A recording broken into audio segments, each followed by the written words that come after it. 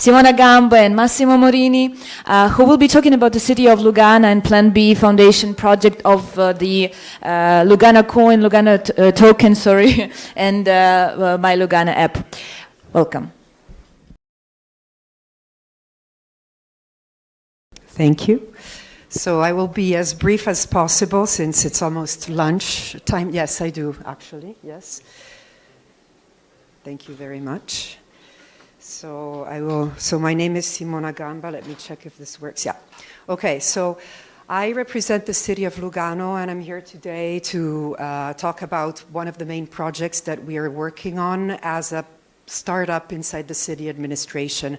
So I'm actually part of a specific team that works on digital projects and innovation in the city and for the city. So what we do is we work on many projects such as mobility, energy, tourism, and so forth. We work on specific new technologies. We've been talking about some of them today. And today we'll be talking about the project that's based on our city blockchain. I will not go into details, so we can maybe have a chat during lunch and talk about this as well. But anyway, we're working on smart city innovation and services. So today we'll talk about MyLugano. MyLugano is actually an ecosystem that rewards citizens and also merchants that use and exchange token that is actually local. It's called the Luga. And it's a legal tender currency. It's not a stable coin, it's a local payment token. And the city of Lugano, like the citizens call it the coin of the city. And it's based on Swiss ledger. And we'll be talking about it maybe later on also with Massimo. Anyway, so a lot of cities have apps. And these apps usually have services, events, news, things like that. Ours is the same. It has all of this, but it also has like the main call to action on the homepage is actually payment. So you can pay with it, you can send money, receive it, you can receive cash back. So what happens is that we are connecting the citizens to the local merchants. And this project was born actually in 2020. Because we wanted to help people, actually merchants, to get people in their shops and not to buy things online with big companies and the big distribution. There's a wallet also, and this wallet not only manages Luga, but the citizens can also use crypto in it. So that's why we positioned Lugano way back in 2018, 2019 as the crypto-friendly city, and then we continued with this. So actually we have more than 500 merchants in the city that can receive crypto and the coin from the city as well, the Luga. So you can buy a motorcycle if you want to, and you can also go to the movie theater or go and buy a coffee as well. So this attracted a lot of attention also from the media. But the nice thing is that all of you, if you all decide to download the app, is that you can also as tourists benefit from this because you get a 10% discount from the merchants. And this creates and keeps the value inside the city because then users will not have a chance to exchange the money in francs, but it remains as a value inside the city. So you were talking about, I heard most of you saying that it's a problem to create trust and also to explain to users how blockchain works or how payments work and crypto works. And this is exactly the same challenge we had. So we had to create a lot of campaigns, and we also had marketing money and also urban economic development budget that was put in specific wallets that we then QR coded around the city so people could go around and, let's say, get a specific amount of money. So you could win 5 francs or 200 francs and go spend it also inside the city.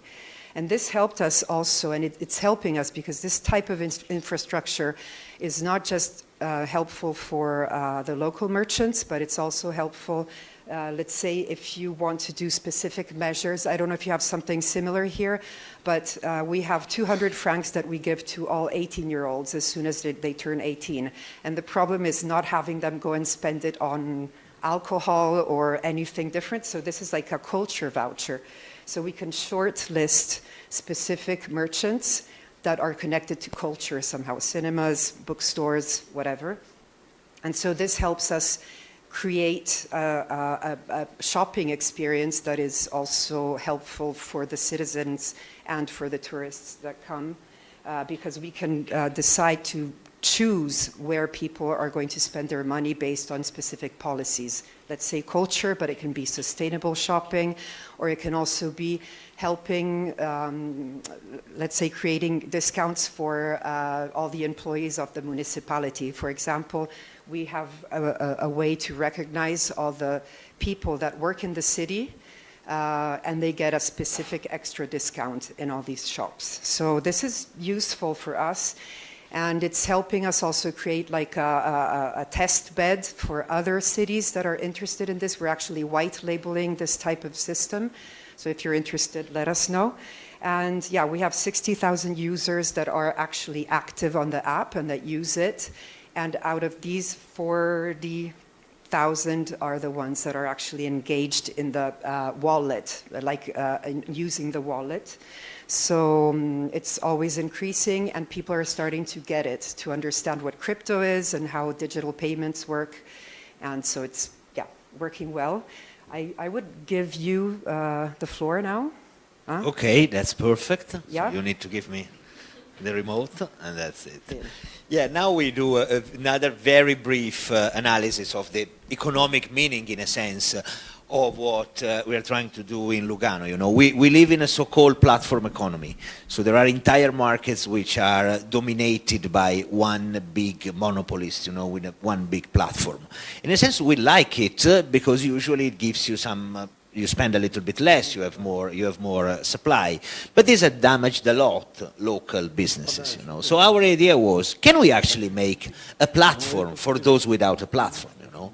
And that's the idea that was implemented together, you know, with the Swiss Ledger blockchain, with the MyLugano app, and with the Luga digital local currency, is to actually create, to put all the local shops, all the local merchants and businesses of a city onto the same platform, where they can also decide, you know, to provide incentives to the user to gain their loyalty, so that, in a sense, the same virtuous mechanism that the big platforms benefit from can exist also for the local businesses.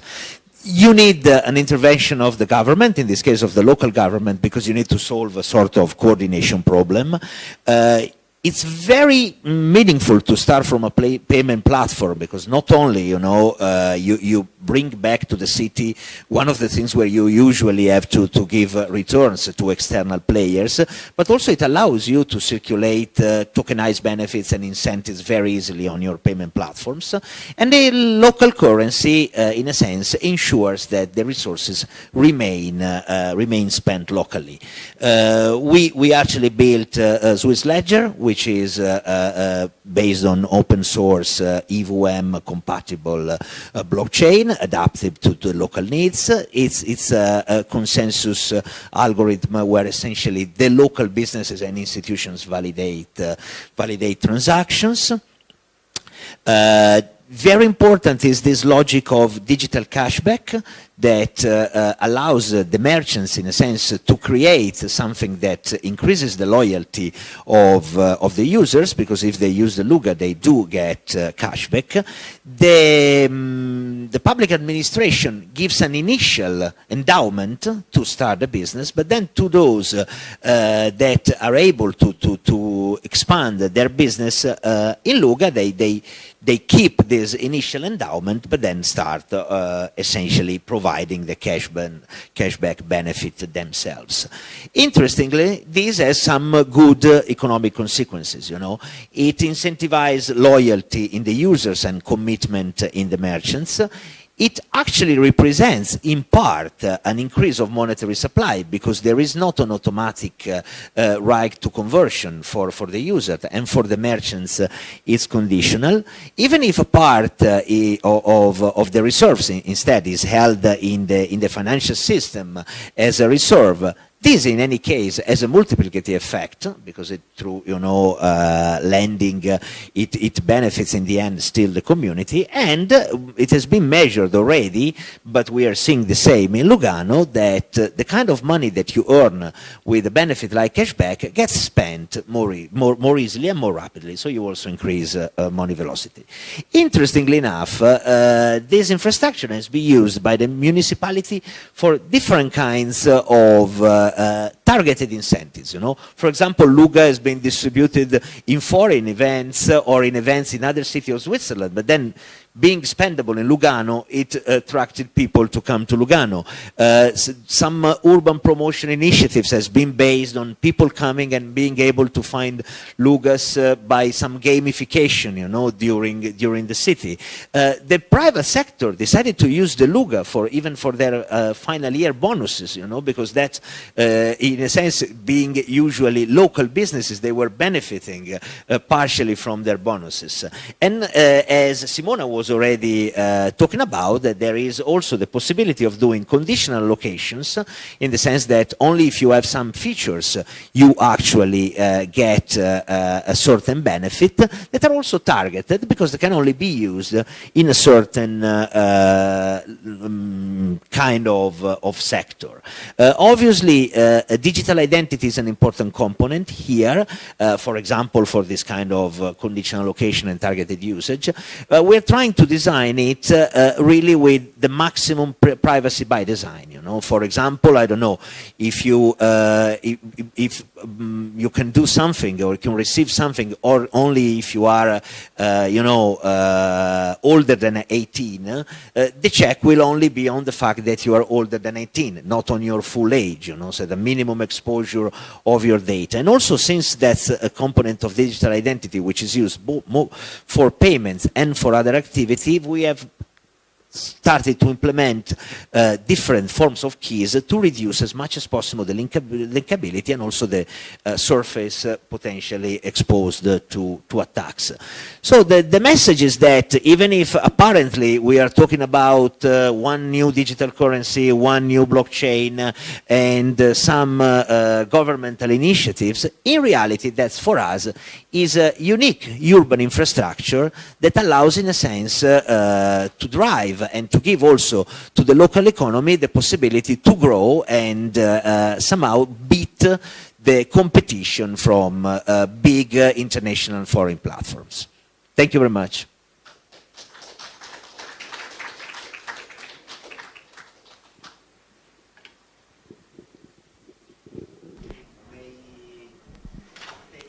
Yeah, maybe a question, and then we move toward the lunchtime, and all the other questions take place there. Thank you a lot for the presentation. My question is, I'm just curious, do you have maybe some assumptions or calculations of public value created thanks to this platform for the maybe growth of GDP of city or something like this? Yeah, we are doing that now. We are coming out with econometric analysis. For doing that, you need to have a few years of examples, and now we do have them, That's going to be the next version of the paper. Now we have collected data. I think that we will come out with the version with the econometric part in a couple of months. Yeah, actually, use the moment to remind you that all the papers that are discussed at the conference can be found in the research library on the website, P2PFISY.com. Any other question? Then I'm thanking the amazing speakers, Massimo and Simona. Thank you so much.